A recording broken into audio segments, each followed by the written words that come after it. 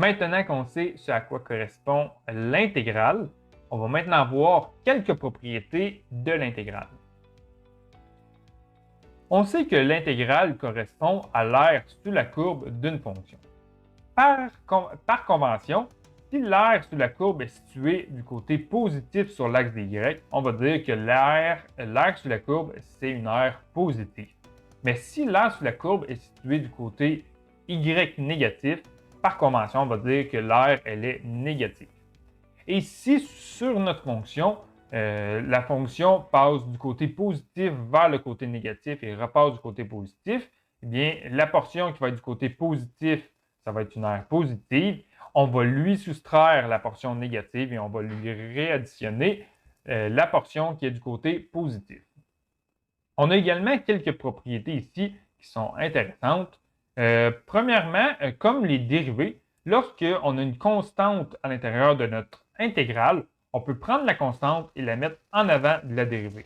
Dans la prochaine vidéo, on va voir les tables des intégrales, on va voir plus en profondeur des règles comme celle-ci. Aussi, une intégrale, ça peut être décomposé. Donc, par exemple, si on cherche l'intégrale entre ce point-là et ce point-là, entre le point A et le point B, ce qu'on peut faire, on va calculer l'aire entre le point A et ce point-là ici. Ensuite, une fois qu'on a calculé cette aire-là, on va calculer l'intégrale, on va calculer l'aire sur la courbe entre ce point-là et ce point-là. Ensuite, on va calculer l'aire sur la courbe entre ce point-là et ce point-là. Et pour les intégrales, ce qu'on peut faire, c'est une fois qu'on a calculé chacune des intégrales séparées, on peut additionner chacune des aires ensemble.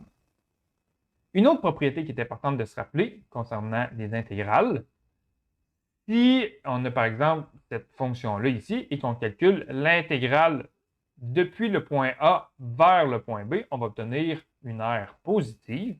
Mais si on part de l'inverse et qu'on débute au point B et qu'on se déplace vers le point A, eh bien, le résultat qu'on va obtenir, ça va être le signe inverse de l'aire qu'on a calculé. Donc, dans ce cas-ci, ça va être une aire négative. Et c'est la règle ici qui est indiquée là, c'est la règle 4.